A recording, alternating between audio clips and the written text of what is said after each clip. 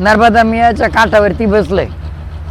आता तसं प्रत्येक नदीचं महत्त्व वेगळं असतं. गोदावरी मैयाचं महत्त्व वेगळंच आहे आणि नर्मदा मैयाचं महत्त्व वेगळं आहे. गंगा म्हणलं, गंगा, जमुना आणि सरस्वती. आता आपण इथून इलाहाबादला जाणार आहे ना, तिथं मात्र तिन्ही नद्यांचा संगम आहे.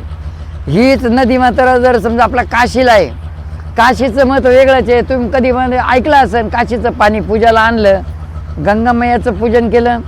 म्हणून मात्र या ठिकाणी नर्मदा मैयाची परिक्रमा करतात. परिक्रमा म्हणजे जसं आपण स्वतः भोवती मात्र प्रदक्षिणा मारतो, अशी ही आपली स्वतःची परिक्रमा झाली. देवाच्या मंदिराला प्रदक्षिणा मारतो, ती देवाच्या मंदिराची देवाला प्रदक्षिणा झाली. तसं नर्मदा मैया जिथून मात्र निघाली तर तिथपर्यंत मात्र इकडून या पद्धतीने मात्र सुरुवात करतात आणि इकडून या पद्धतीनं पूजन बिजन करून पाणी बिणी घेऊन इकडून सुरुवात केली की तिकडच्या बाजूनं येतात. तिथं पूजा बिजा करून मग मात्र कधी कधी 6-6 महिने लागते, कधी कधी 8-9 महिने लागते.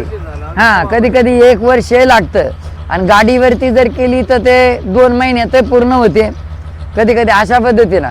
म्हणून मात्र नर्मदा मैयाचं एक मैया म्हणून ज्या टायमाला परिक्रमा करतात ना, त्या टायमाला कोणत्या ना कोणत्या रूपामध्ये नर्मदा मैया आपल्या लेकराला मात्र लेकरासारखंच मात्र जीव घालते, पाणी देते. जशी मनात इच्छा झाली तशा पद्धतीनं मात्र ते होतं. आणि या ठिकाणी 2 मंदिर आहे, 12 ज्योतिर्लिंगामधले 2 ज्योतिर्लिंग या ठिकाणी. इकडच्या बाजूनं ओंकारेश्वर आणि इकडच्या बाजूनं ममलेश्वर आहे.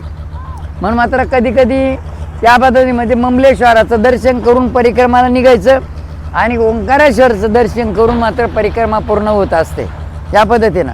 असं आता इथलं मात्र तुम्हाला हे गोट्याबद्दल सांगितलं का गोटा आपल्या तुळशीमध्ये ठेवा, तर याचं कारण मात्र तुम्हाला माहिती आहे. इथं ओंकारेश्वराला नर्मदा मैयामध्ये जास्त महत्त्व काय आहे, जसं मात्र आम्ही पहिलं सांगितलं होतं का एका याच्यामध्ये चर्चेमध्ये का ज्या टायमाला जालिंदराची पत्नी वृंदा, आता तिचं नाव होतं वृंदा, जालिंदर हा राक्षस होता आणि तो राक्षस असताना तर तुका म्हणे पतिव्रता त्याची देवावरी सत्ता, म्हणजे पतिव्रता धर्म इतका श्रेष्ठ आहे का त्याच्यामध्ये देवावर सुद्धा तिची सत्ता चालते. आता याच्यातून मात्र एक कथा आहे ना, का एका ताईने मात्र तिच्या पतिदेवाला कुष्ठरोग झाला, म्हणून मात्र पतीला पाठीशी घेऊन जात असताना तर एका ऋषीला मात्र काही चुकीवरून, आजचं जसं मात्र आता महाराष्ट्र शासन आहे तसं मात्र शासन सुसन काही नव्हतं. प्रत्येक चुकीबद्दल मात्र त्याचं प्रायचित्त होतं का काय चूक झाल्यानंतर, काय पाप घडल्यानंतर त्याचं प्रायचित्त काय हे मात्र ठरलेलं आहे. हे तुम्ही शिवलीला अमृत ग्रंथामध्ये वाचू शकतात का त्या ठिकाणी महाशिवरात्रीच्या पर्व कालावरती एका पारदेनी मात्र हरणावरती बाण धरला, पण त्या हरणाने मात्र त्या पारद्याला बोध केला महाशिवरात्रीच्या दिवशी. तर असं याचं पाप झालं तर मग त्याचं प्रायचित्त असं राहील, त्याचं प्रायचित्त पारद्याला बोध केला, तसं मात्र सगळं ते प्रायचित्त ठरलेलं होतं. ऋषींना मात्र काही चुकीवरून थोडंसं त्याचं प्रायचित्त म्हणून सुळावर दिलं तर ती ताई तिच्या पतिदेवाला कुष्ठरोग झाला म्हणून ती पाठीशी घेऊन जात असताना हा हाताचा कोपरा सुळाला लागला आणि सुळावर ऋषीला त्रास झाला आणि त्या ऋषीने मात्र त्या ताईंना शाप दिला का सूर्यनारायण उगायच्या अगोदर मात्र तुझ्या पतिदेवाचा मृत्यू होईल. पण ती पतिव्रता होती, ती सूर्यनारायण बोट करून म्हणली बेटा फक्त तू उगून पाय मग दाखीन तुला म्हणे. सूर्यनारायण उगाना ना, इकडे मात्र 2-2, 3-3, 4-4 झोपा झाल्या तरी सूर्यनारायण उगाना. 2-2, 3-3 तास पूजा झाली तरी मात्र सूर्यनारायण उगाना. काही काहीची मात्र एक झोप होते, काही काहीची दुसऱ्या झोपेला सुरुवात होते, काही काहीची तिसऱ्या झोपेला सुरुवात होते. इकडे मात्र 2-2, 3-3, 4-4 झोपा झाल्या. शेवटी हाडकं दुखायला लागले, झोपून हाडकं दुखायला लागले. म्हणून म्हटलं नेमकं सूर्यनारायण का म्हणून उगाना. मग ऋषी मुनींनी देवी देवतांनी ध्यान नारायणमधून पाहिलं तर ती कथा घडली होती का त्या ताईंचा माझी पतिदेवाला पाठीशी घेऊन जात असताना ताईंचा कोपरा मात्र सोडायला लागला, ऋषीला त्रास झाला आणि ऋषीनं शाप दिला. हे जेव्हा साधनेतून कळलं त्या टायमाला मात्र सगळे ऋषी मुनी देवी देवता सगळे त्या ऋषीकडे आले आणि ऋषीला म्हणले काय केलं बाबा तो, हे सूर्यनारायण उगाना ना. मग त्या ऋषीला सुळावून खाली उतरवलं आणि मग मात्र त्या ऋषीला घेऊन त्या ताईकडे गेले आणि त्या ताईला मात्र विचारलं का ग बाई म्हणे तू काय केलं आज तसं. म्हणे सूर्यनारायण उगवला तर माझ्या पतिदेवाचा मृत्यू होणार आहे. मग अशा पद्धतीला ऋषीना देवी देवतांना सांगितलं का तुझ्या पतिदेवाचा कुष्ठरोग जाईलच जाईल पण 1000 वर्ष तुझा पतिदेव जगल. बस असं वरदान प्राप्त केलं तेव्हा सूर्यनारायण उगला. आणि मग अशा पद्धतीनं काय झालं आता इथं मात्र ही गोष्ट सांगितलीत म्हणा. परत इथं मात्र देवांना सळोक पळू करून सोडलं. ती राक्षसाची पत्नी होती वृंदा. मग ती पतिदेव युद्धाला निघाला का ती पूजा करायची आणि पतिदेव मात्र युद्धाला गेला का जिंकूनच यायचा. तो देवांबरोबर युद्ध करायचा. आणि इकडं मात्र भगवान महाविष्णूला चिंता पडली का आता नेमकं काय करायचं. सगळे भक्तगण मात्र सगळे देवी देवतेकडे मात्र सगळे गेले आणि सगळे देवी देवता घेऊन मात्र भगवान महाविष्णूकडे गेले. भगवान महाविष्णूने सांगितलं जालिंदराने मात्र आम्हाला सळूका पळू करून सोडलं. त्याच्यासाठी काहीतरी विधी केला पाहिजे, प्रयोग केला पाहिजे काहीतरी. मग आता तिथं प्रयोग काय करायचा. फक्त मात्र जालंधराची पत्नी वृंदा तिचे फक्त पातिव्रत्य भंग करायचं तेव्हा मात्र त्याला युद्धामध्ये आपेश येईल, तो मरण पावन.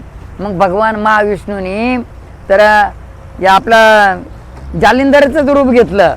जालिंधराचं तिकडे युद्ध चालू आणि इकडे आले कडी वाजवली लगेच आतमध्ये मात्र तिचं पातिव्रत्य भंग केलं. तिकडे युद्धामध्ये त्याचं मुंडकं तुटलं आणि डायरेक्ट मात्र अंगणामध्ये येऊन पडलं. जोरात आवाज दिला. जोरात आवाज पतीचाच आवाज आहे. जोरात पतीचा आवाज आहे. मग हा कोण आहे. मग जेव्हा मुंडकं तुटलं आणि अंगणामध्ये पडलं पतीचा आवाज आला त्या टायमाला भगवान महाविष्णूने घरातच मात्र लगे भगवान महाविष्णूने त्याचं रूप प्रगट केलं. त्या टायमाला तिला शाप दिला का तू माझं पातिव्रत्य भंग केलं ना तू शिळा होशील, दगड होशील. हा दगड गोटा होशील, शिळा होशील, दगड होशील. तुझं शालिग्राम म्हणून पूजा करतील, गोटा म्हणून पूजा करतील. या पद्धतीने असा शाप दिला आणि पुन्हा हात जोडले सांगितलं या शापातून माझी मुक्ता होईल. असा शाप आणि उपशाप. ज्याला शाप मिळाला त्याला उपशाप पण मिळत असतो. जसं मात्र आईल्याला शाप दिला होता. आईलेनी पुन्हा मात्र पतिदेवाने आईल्याला शाप दिला. आईला पत्नी त्या आईल्याचा पती थोडंसं पतिव्रता धर्मामध्ये तर आईल्याने आता ती कथा लई मोठी आहे म्हणून मात्र आईल्याला शाप दिला तू शिळा होशील. पण तिला पुन्हा मात्र हात जोडून विनंती केली का उपशाप. मग तिला उपशाप काय मिळाला का प्रभू रामचंद्र जेव्हा मात्र येतील आणि त्या प्रभू रामचंद्राच्या पायाची धूळ मात्र तुझ्यावर पडल ना त्या टायमाला तुझा उद्धार होईल. तशा पद्धतीने मात्र प्रभू रामचंद्र रस्त्यानं तिथे जात असताना त्यांच्या पायाची धूळ लागली आणि तिच्यातून सुंदर सरी झाली. मग म्हणले ना कधी आख्यायिका ती का काही मात्र याच्यातून म्हणले बा म्हणजे असा पुरीचा विनोद म्हणून सांगायचं तर ते म्हणे का प्रभू रामचंद्राच्या पायाची धूळ जर लागली तर दगडाच्या बाया होता तयार, दगडाच्या स्त्रिया तयार होता. पण तिचा उद्धार झाला. आणि मग मात्र काही भक्तगण मात्र काही दगड घेऊन गेले कोणाकडे रामाकडं. म्हणे तुम्ही यांच्या बायका करून द्या म्हणे, आम्हाला स्त्रिया करून द्या म्हणे. का तुमच्या पायाच्या निश्चय धुळीनं जर बाया होत असतात याच्या बाया करून द्या म्हणजे विनोद. मग इथं मात्र भगवान महाविष्णूला इथं जो शाप मिळाला त्या टायमाला ते म्हणले उपशाप द्या. मग उपशाप म्हणजे काय मागितला का तुळशीचं लग्न म्हणजे आज आषाढी एकादशी, आषाढ महिना चालू आहे ना आता. आषाढ महिन्यातली आषाढी एकादशीपासून तर कार्तिक एकादशीपर्यंत देवाचा विश्रांतीचा कालावधी राहतो. आणि मग या विश्रांतीच्या कालावधीमध्ये लग्न कार्य, शुभ कार्य होत नाही, मंगल कार्य होत नाही. आणि कार्तिक एकादशीला जेव्हा तुझं माझ्याबरोबरच लग्न होईल अशी तुळस म्हणली, वृंदा म्हणली, तुझं माझ्याबरोबर जेव्हा लग्न होईल ना त्याच टायमाला लग्न सराई सुरू होईल. आणि मग तिथून पुढं तिला जिडं सतीगती लावलं ना त्या ठिकाणी त्या तुळशीचं रोप उतरलं. मग आता तिथं मात्र दोन आहे, एक हिरव्या पानाची तुळस ती रामा आणि काळ्या पानाची तुळस ती श्यामा. हिरव्या पानाच्या तुळशीमध्ये पतिव्रता धर्म म्हणून मात्र सीतामाई आणि ते काळ्या पानाची तुळस आहे ना ती मात्र रुक्मिणी म्हणा का त्या ठिकाणी मात्र आपल्याला राधा म्हणा. या पद्धतीनं थोडंसं म्हणजे राधा नाही म्हणतात पण रुक्मिणीने मात्र या पद्धतीनं म्हणून मात्र तिथं रामा आणि श्यामा. आता तुळशीचं लग्न झाल्यानंतर मग आता हा जो गोटा आहे, हा गोटा भगवान महाविष्णू म्हणून, श्रीकृष्ण भगवंत म्हणून, श्रीकृष्ण भगवंत फक्त लंगडा देव तोच फक्त आपल्या घरातल्या देवस्थानी चालतो. त्या ठिकाणी विठ्ठल रुक्माई सुद्धा मात्र विठ्ठलाचा फोटो तो आपल्या देवाऱ्यात चालत नाही. रामाचा पण मोठा फोटो चालत नाही. तो फोटो पश्चिमेकडून पूर्वेकडून करून लावता येतो. राम म्हणजेच भगवान विष्णू आहे आणि विठ्ठल म्हणजेच भगवान विष्णू आहे. आणि श्रीकृष्ण भगवान म्हणजेच मात्र भगवान विष्णू आहे ना. श्रीकृष्ण भगवान म्हणजे लहानच चालतो, फक्त लांगडा दिवस देवाऱ्यात चालतो. बाकीचा मात्र राम, विठ्ठल आणि श्रीकृष्ण भगवंताचा मोठा फोटो, मोठी मूर्ती देवाऱ्यात चालत नाही. म्हणून मात्र हा गोटा तुळशीमध्ये ठेवतो भगवान महाविष्णू म्हणून आणि याची पूजा करतो. आणि मग इथंही नर्मदा मैयामध्ये हे असे पाणी वाहून वाहून वाहून असे गोटे बनते ना, गोटे बनते ना. मग नर्मदा मैया आणि भगवान महाविष्णू चे गोटे जर मात्र नर्मदा मैयामध्ये, तर हे गोटे नर्मदा मैयातून घेऊन मात्र ते आता इथं मात्र तुम्हाला माहिती आहे महादेवाची पिंड, महादेवाची पिंड हे पती पत्नीचं प्रतीक आहे. आणि महादेवाची पिंड आणि खंडोबा एकच आहे त्याच्यामध्ये. आणि महादेवाच्या पिंडीमध्ये सगळं मात्र आहे भगवान महाविष्णूची पूजा, या सगळ्या गोष्टी. ठीक आहे, फोटो आले पहा. म्हणून अशा पद्धतीनं मात्र हे सगळं, म्हणून हे गोटे मात्र आपल्या तिथं ठेवायचे. म्हणून आपण सगळे मात्र या ठिकाणी. मग आता इथंही मात्र आपण कुठेही जा यात्रेला ना, आपण तोंडात पाणी घेतलं तर त्याचा गुळणा करायचा नाही. ते पाणी वातरतं गिळून घ्यायचं. आपल्याला मात्र गुळणे करून पिचकारी मारायची नाही. पिचकारी मारायची म्हणजे काय होतं, आता तुम्हाला माहिती आहे लग्नानंतर दुसऱ्या दिवशी पिचकारी मारली ना तुम्ही. तशा पद्धतीनं लग्नानंतर दुसऱ्या दिवशी बायकोच्या अंगावरती पिचकारी मारायला कलवरीच्या अंगावर थुकावं लागतं. मग आता इथं मात्र जर आपण अशी पिचकारी मारली तर इथं नातं बदलून जाईल. आपण मैया म्हणतो, गंगा मैया, नर्मदा मैया. मैया म्हणजे माता. आणि तिच्या अंगावरती पिचकारी मारली तर आपली यात्रा सफल होणार नाही. म्हणजे गंगा मैया सुद्धा पाणी तोंडात घेऊन जर गुळणा केला ना, ते नाही. आज मात्र लोक सगळे घाणेरडे, इथं मात्र साबण सुबण लावून आंघोळी करते. इडं काय ठेवली प्रथा मात्र, इडं तुम्हाला साबण लावायचं घरी लावा ना. इथं मात्र किती साबण लावली तुम्ही, वरचा मळ काढला पण आतून घाणे ना तुम्ही. विचार करा मात्र, जर समजा आतून जर निर्मळ झालं तर वरून साबण लावायची काही गरज नाही. लोक इथं मात्र तीर्थयात्रा करत करत तिथून मस्त साबण लावून आंघोळ करते. हे चुकीचं आहे, नाही पाप आहे. म्हणून मात्र या ठिकाणी असं गंगा मैयामध्ये असं साबण लावून आंघोळ करणं हे चुकीचं आहे. थुकणं हे चुकीचं आहे. कपडे तिथं मात्र धुणं हे चुकीचं आहे. कपडे मात्र बाजूला पिळायचे पण गंगा मैयात नाही पिळायचे. या गोष्टीचं पालन केलं तर यात्रा सफल होईल. गंगा मैयात आंघोळ करताना जिकडं सूर्यनारायण राहील तिकडं मात्र सूर्यनारायणला पाणी द्यायचं. सूर्यनारायणला पाणी देताना सुद्धा अशा पद्धतीने आपल्या डोक्याच्या वर अशी धार गेली पाहिजे, जेणेकरून त्या धारीतून मात्र सूर्यनारायणचं दर्शन करायचं आणि सूर्यनारायणला नमस्कार करायचा. का, सूर्यनारायण मात्र सगळ्यांचा आत्मा आहे आणि सूर्यनारायणच हे पाणी घेऊन मात्र उन्हाळ्यामध्ये वरती जातो आणि तोच मात्र आपल्याला गरजेप्रमाणे पाऊस पाडतो. म्हणून सूर्यनारायणला पाणी आंघोळ करताना कधी पण सूर्यनारायणला पाणी द्यायचं, घरी असो नाही तर कुठे असू द्या. म्हणून मात्र इथंही गंगामायेत आंघोळ करताना तीर्थस्थानी, आता हे तुम्हाला सांगितलं. आता तुम्ही तिथं जिथं मुक्कामाला राहिलो तिथं मात्र तुम्ही अशा पद्धतीनं थोडेसे डील मोकळे करा. अशा तीर्थस्थानाच्या ठिकाणी देवदर्शन केलं ना 5 मिनटं 10 मिनटं तरी मात्र आपण थोडं बसलं पाहिजे ना आपण. म्हणून मात्र आपल्याला बाकीच्या ठिकाणी टाइमपास न करताना तीर्थाच्या मंदिराच्या ठिकाणी आपल्याला थोडंसं 2-5 मिनटं का होईना बसलं पाहिजे ना आपण. तिकडं 2-5 मिनटं का होईना पण चिंतन झालं पाहिजे, चिंतन झालं पाहिजे. आता एक ऐका, नर्मदा मैया म्हणजे आपल्यासारखीच माता होती पण काय कशा पद्धतीने करून दाखवलं, बरोबर आहे ना. भक्त पुंडलिकाने पंढरपूर पावन करून टाकलं आई वडिलाच्या सेवेतून. मग तर भक्त पुंडलिक आपल्यासारखंच होतं का नाही. आई बापाच्या गळ्याला दोरीन बायको खांद्यावर पुंडलिक तीर्थ यात्रा करी. पहिली अख्ख्या गुरुचा बोध झाल्यामुळं आज पंढरपूर पावन झालं. मग तीर्थयात्रा करताना मात्र नुसतं मात्र हाऊस माऊस नाही करायची, आपल्या पदरात पडलं पाहिजे काहीतरी. नुसतं मात्र करायचं म्हणून करायचं, कष्टातून प्रयत्नातून मात्र आपण 2 रुपये जे खर्च करतो ना त्याचा काहीतरी लाभ झाला पाहिजे. नाही तर मग मात्र तीर्थयात्रा केली. उद्या जर तुम्हाला जर समजा काही अनुभव जर नाही आला, आता मागच्या वेळेस आले होते ते, मागच्या वेळेस जे आले ना ते मात्र म्हणले आम्हाला 4-8 दिवसातून गोळ्या लागायच्या, डोक्याच्या गोळ्या लागायच्या, पोटाच्या गोळ्या लागायच्या, दवाखान्यात जावं लागायचं. आज मात्र किती 15-3 वाज झाले, इकडे तर गोळ्या आणल्या नाही, पण तुमच्या बरोबर यात्रा केली, तुम्ही आम्हाला आंघोळ घातली ना, तसपासून आमच्या गोळ्याच बंद होऊन गेल्या.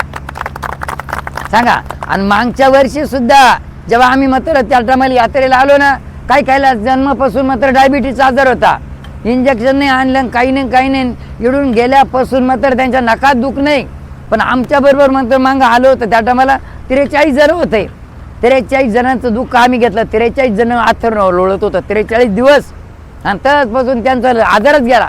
म्हणून तीर्थयात्रा तुम्ही स्वतंत्रपणे केलं ती वेगळी, आणि साधू संतांच्या संगतीत केलेलं तीर्थयात्रेचं फळ ना काही पटीना, म्हणजे लाख पटीना नाही, हजारो पटीना नाही, काही कोटी पटीना नाही, का त्याचं गणितच होणार नाही. साधू संतांच्या संगतीनं तीर्थयात्रा केल्याचं फळ मात्र त्याचं गणितच होत नाही. त्याच्याकरता मात्र हे या पद्धतीनं तीर्थयात्रेचं फळ असतं.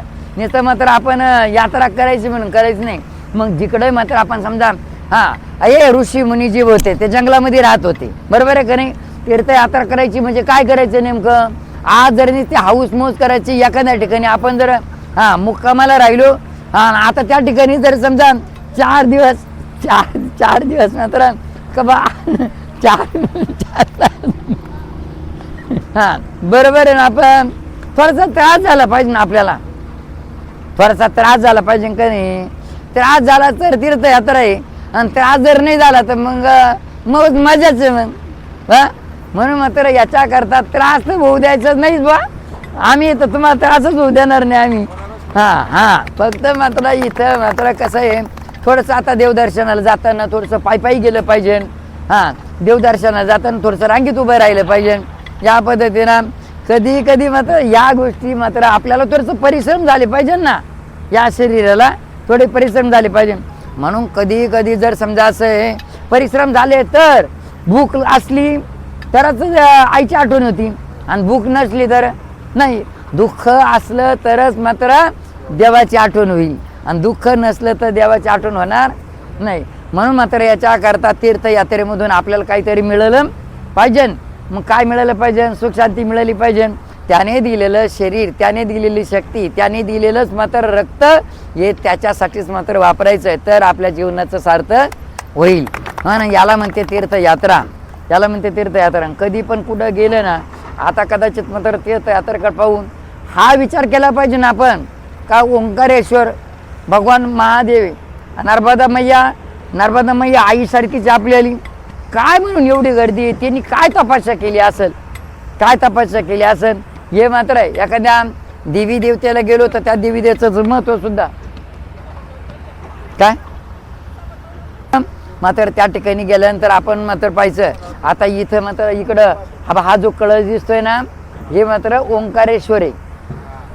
आणि ते जे खालून दिसते का ते मात्र ते भीम दिसते का, ते सगळं मात्र असं राऊंड मध्ये मात्र ते सगळं जातं. इथून मात्र अशा पद्धतीनं सुरू होते ते, हे जे ब्रिज आहे ना, झुला पूल, त्या झुला पुलावरून त्या पद्धतीनं तिकडं थोडंसं म्हणजे एक लाईनशीर आहे, आणि ते गारक्या खाली मात्र ते. आता मात्र काही एवढी गर्दी नाही, तर पटकन मात्र आपलं दर्शन होऊन जाईल. आणि इकडे बरं शंकराचार्यांचं, आदिगुरु शंकराचार्यांची मूर्ती जबरदस्त या पद्धतीनं. आणि इकडं मध्ये ममलेश्वरी, ओंकार ममलेश्वर, अरे ओंकारेश्वर आणि ममलेश्वर हे दोन्ही 12 ज्योतिर्लिंग मात्र इथं आहे. म्हणून मात्र आता दोन्ही मंदिराचं आपण दर्शन करू. आणि जिथं मात्र तुमची काय शंका असेल